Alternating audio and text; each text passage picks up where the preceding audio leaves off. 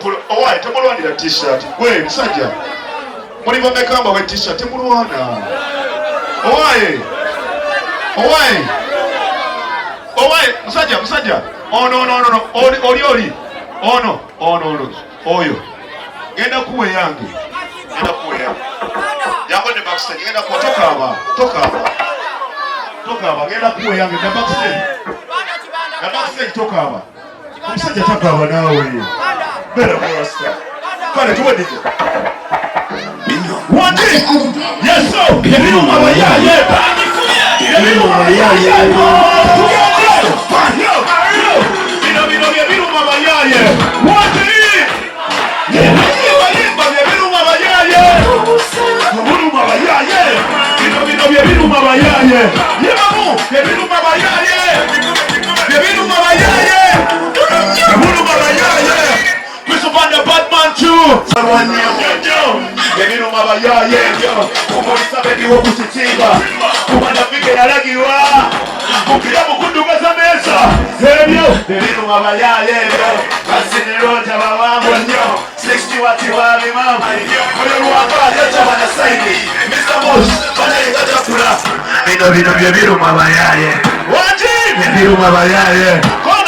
Yebiru mabayaye. Yo, Yebiru mabayaye. Yebiru mabayaye. Mr. Panda, oye. Kituzi, oye.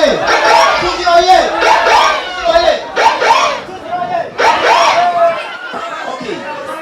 Tusanze okubala bako mwenna. Buliza. Bye. Chakali. Kale, yakalo mpulirize bulungi. Tuwa olunaku olwaleero nga tuzze okulonkinga ekituzi kyaffe ekyokunywa kyaffe Kituzi drink. Tulina promotion eya drink and win mpankuwe. Mpangole ki? Tumina maanyi. Mpangole ki? Kakati olunaku olwaleero tuzze kubaddiza. Mwebale kuwagira Kituzi. Mwebale kuwagira Kituzi. Tutandise promotion nga tugenda tambula eggwanga lyonna. Nga tugenda kubeera nga tukusanga woli nga tukuwa ekirabo. Olina kolotya okuwangula. Genda ku dduuka. Funa ekyokunywa kyo ekya Kituzi. Kebeera mukasaanikira. Mulimu ekirabo. Tupulimiza ecupa endala nga tuwongeddeko. Tulina okubaddiza.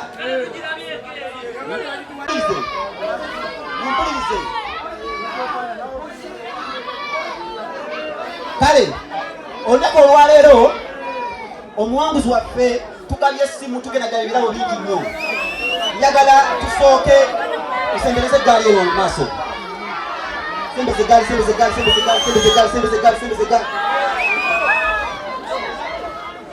Omuwanguzi waffe w'eggaali aliwo olunaku olwaleero.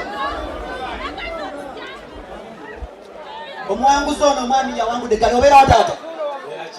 Wangi? Kyengera. Obeera wa? Kyengera. Wakoze otya okuwangula? Nanywedde Kituzi. Wanywedde ecupa mmeka? Nanywedde obucupa bonna. Yanywedde obucupa bonna. Ku ssente mmeka? 10.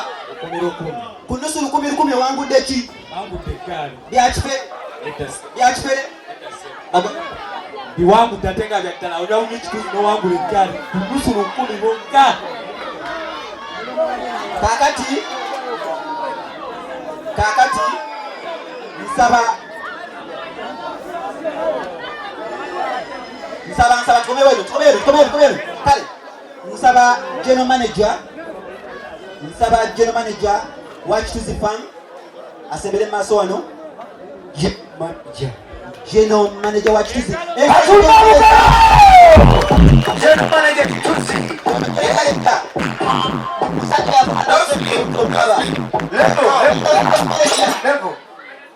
DJ ono nga bali jeno soko mpemperao soko muwapele Kajena nasimba empele omukulu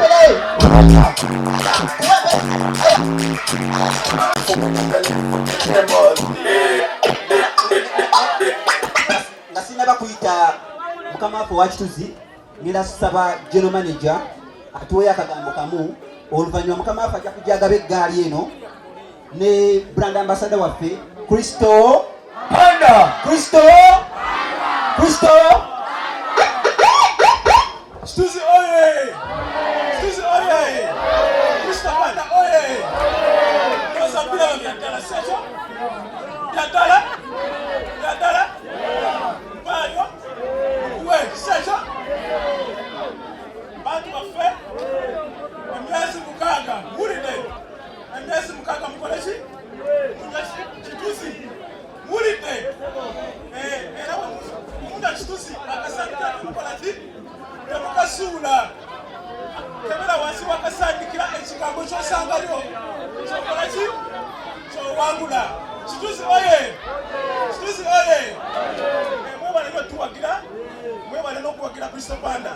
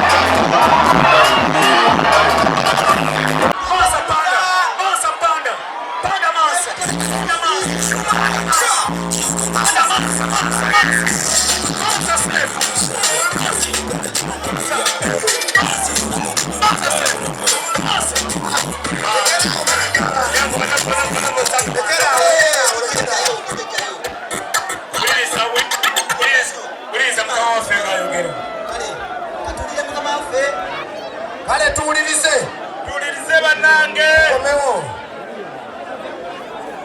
mukama waffe tusirika ayogere tukakane Kituzi oye! kwate eno sebo Kituzi oye! Panda oye! Kristo oye! Kituzi oye! Nyeyanzege mwebale kujja mwebale gezaako tujja kukomawo ebirabo tulina bingi bwenywa Kituzi mwebale kutuwagira ate tukyaliwo tujja kubeerawo wetuli mukitegedde ate tuli naamwe twetaaga buli omu agire kyakola ki kyafuna buli omu alina okufuna abazze leero mwakitegedde oli yatutte eggaali ya mitwalo 4 kwasente kubanga yaguze obucupa bumeka buna n'afuna emitwalo 10 abalala bafunye t-shirt ya mitwalo 2 ate yaguze akacupa ka 10 buli moloka yonna erimu ebiramu tulina okubawa kubanga mwatuwagidde emyaka gyonna ate kawooma bannange kawooma ate bambi kalimu n'omugisa Panda olina omugisa wa Kituzi. Kituzi abeerano tokwata ku Kituzi n'obonaabona mazima tosobola kukwata ku Kituzi n'osika tusaba nnyo ate tusabira ddala ate omuntu tasobola kunywa